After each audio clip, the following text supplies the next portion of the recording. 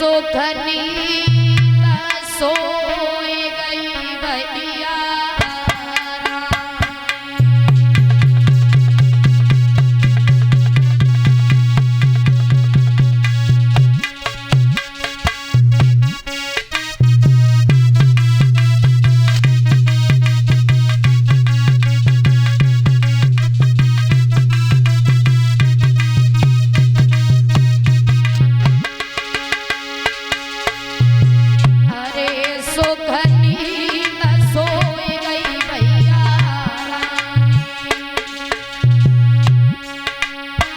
और राजा की सुनी ना एक बानी।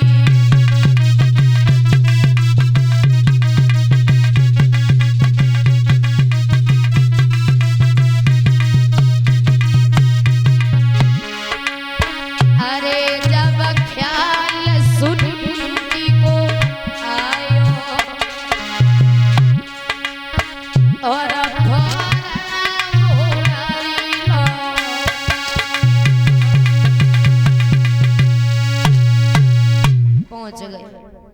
सुरची के दरवाजे से हटे सुनीति के दरवाजे पे पहुंचे और जैसे ही दरवाजे पे पहुंचे महाराज आवाज लगाई सुनीति तो सुनीति पहली आवाज में उठ करके बैठ गई और मन में विचार किया कि इतनी रात को हमारे महाराज क्या करने आए। अरे कहीं ऐसा तो नहीं है कि हमारी सौत ने हमें मरवाने के लिए भेजा हो।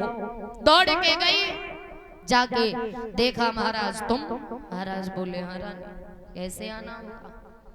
महाराज कहने लगे क्या बताएं शिकार करने गए थे तो साथियों से बिछड़ गए आधी रात हो गई तो फिर चले आए।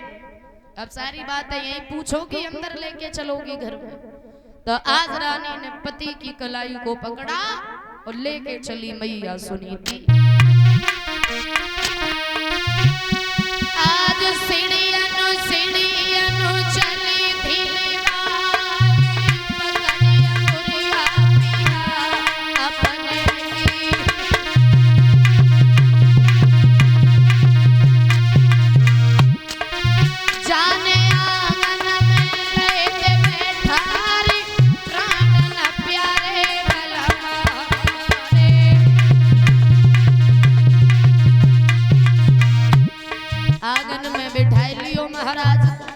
टूटी सी चारपाई है पानी लेके आई रानी। महाराज आपको भूख भी लगी होगी। महाराज बोले बहुत तेजी से कुछ खाने को रखा है। रानी बोली है ना आधी रोटी जो की धरी है बाऊ पे नमक आई धरी दो संभाली आधी रोटी आई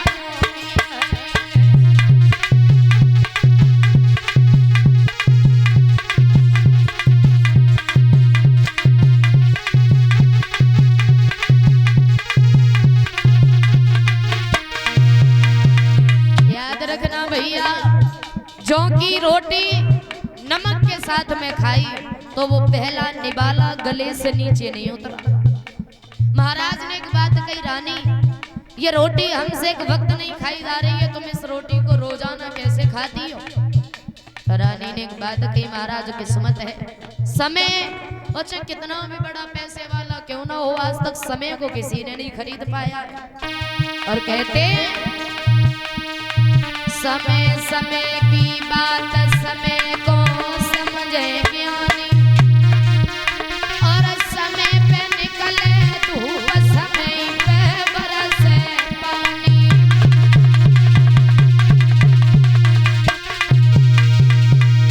अरे समय बढ़ावे रोग समय धनवान बनावे और समय पे हो गए मिलन समय बिछुड़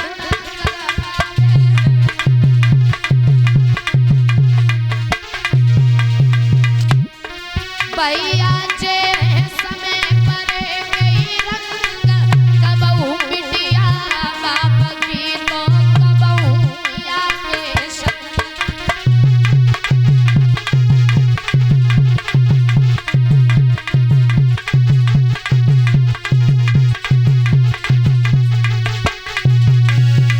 बोली है रानी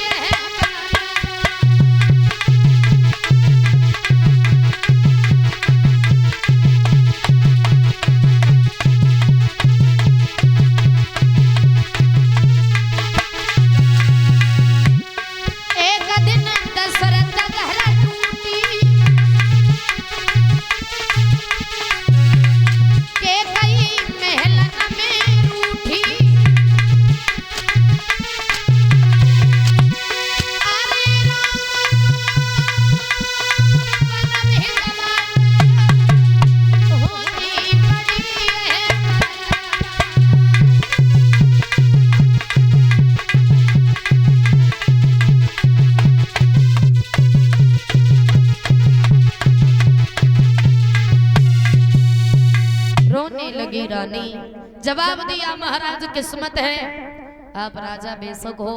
अरे कोई कितना भी अमीर इंसान क्यों ना हो, आज तक समय को किसी ने नहीं खरीद पाया महाराज। कोई बात नहीं, आज दुख है तो कल सुख भी आएगा, हम तो इसी बात पे उम्मीद किए हैं। रोने लगी रानी। तो महाराज ने एक बात कही, रानी वो दिन याद करो जब हमने आपको तोता मैना की तरह पढ़ाया था, फिर भी आपने हमारी एक भी बात नहीं मानी। महाराज ने रात्रि भर रानी के यहाँ पर विश्राम किया। सुबह जब हुआ है तो आज मेरे भैया महाराज उत्तानपाद जैसे ही चले, दरवाजे पे को क्या देखा, सुरची खड़ी। और जो सुरची को खड़ो वो देखो महाराज समझ गए, पहुंच गए। सुरची बोली हाँ महाराज, हाँ कहो कहाँ थे? अरे कल के गए हो, आज वापस लौट के आए हो। महाराज बोले मतलब कहना क्या चाहती हो? सुरची कहने लगी वो तो तुम्हारे मुंह से सुनना चाहती हूँ ना मैं, तुम थे कहाँ? महाराज बोले कहीं नहीं। सुरची बोली हमें पता है तुम उस सुनीति के घर गए थे महाराज, लेकिन एक बात याद रखना, वो दिन याद करो कौन सा दिन हमने सख्त मना किया था कि ना वो तुम्हारे पास आएगी ना तुम उसके पास में जाओगे। महाराज 6 महीने गुजर गए, हमने उसको घर से बाहर निकाल दिया, फिर भी आप उसके पास गए। और क्या बोली सुरची, रात सोती घर रहे, जान में लए गई धमकाई, बात न की कर ले ओ याद कसम मेरी खाई।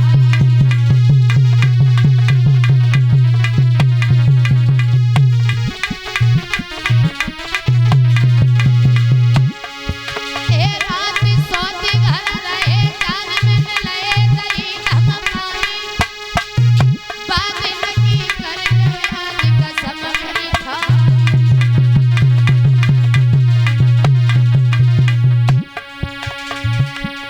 भैया सुन रानी की बातों सलाह दे,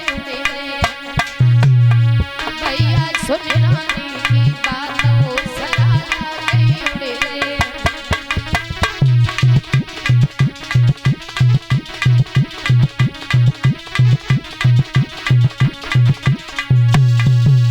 सुरजी ने जैसे ही कहा तो महाराज बोले पागल हो क्यों? तुमने आते आते उस रानी को घर से बाहर निकाल दिया, और फिर भी तुम्हारी आत्माओं में अगर चैन नहीं है ना तो ले जाओ तलवार और जाके उसे मार दो।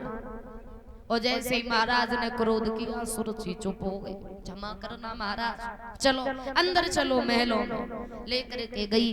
बताया जाता है कुछ समय बीत जाने के पश्चात दोनों रानियों ने गर्भ धारण किया महाराज। और 9 महीने गुजर जाने के बाद दोनों रानियों ने एक पुत्र को जन्म दिया। परंतु अंतर बहुत है दोनों रानियों में भी और दोनों बच्चों में भी। याद रखना भैया, एक रानी के पास इतनी दासी है उसकी सेवा करने के लिए। कोई दासी सर दबावे, कोई दासी पैर दबावे, कोई हाथ दबावे, कोई पीठ दबावे। कहूँ दासी को जगह ना मिले तो दासी को दबावे। इतनी दासी है, और एक रानी के पास इतना भी कोई नहीं है जो उसे पानी तक दे दे। एक बेटे को दासियां नहला धुला करके पालने में झुलाती हैं, और एक दुखिया माँ का बच्चा धरती पे सुलाया जाता है पत्तों पर बारिश समय। और ये हमारे पास में 500 रुपए भेज रहे हैं अवनीश यादव, और 500 रुपए श्रीमान राजपाल यादव जी की तरफ से। ये होली सुनना चाहते हैं। अब होली तो निकल गई, दिवाली आने वाली, तुम होली सुनोगे। चलो कोई नहीं, आते हैं एक लाइन।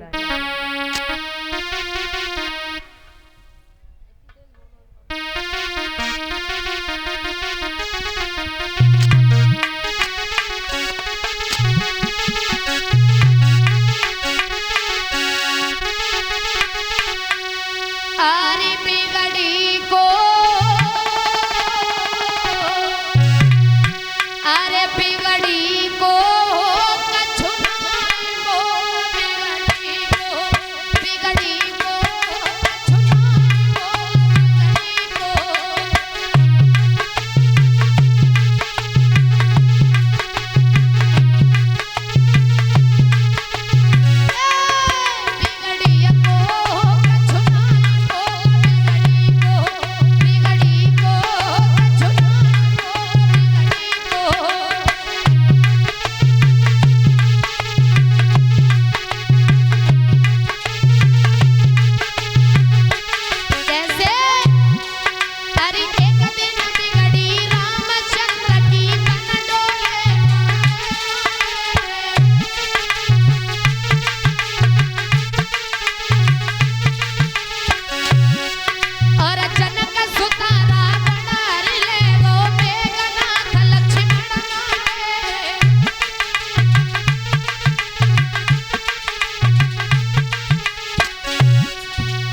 भैया रे राम मंगल में राम रोई रे अब चेदु नए कगरी को कछुनाई बोल बिगड़ी को कछुनाई बोल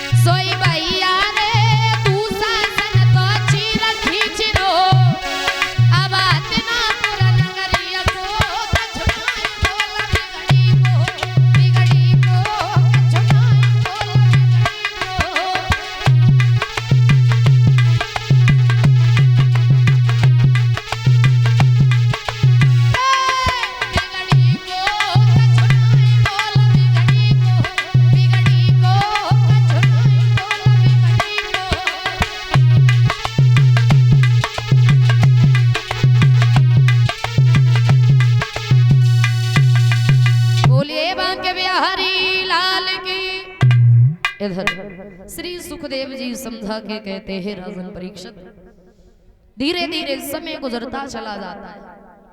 फिर भैया दोनों बेटों के जब नाम रखवाए जाते सुनीति से पुत्र पैदा हुआ, उनका नाम रखा धरो और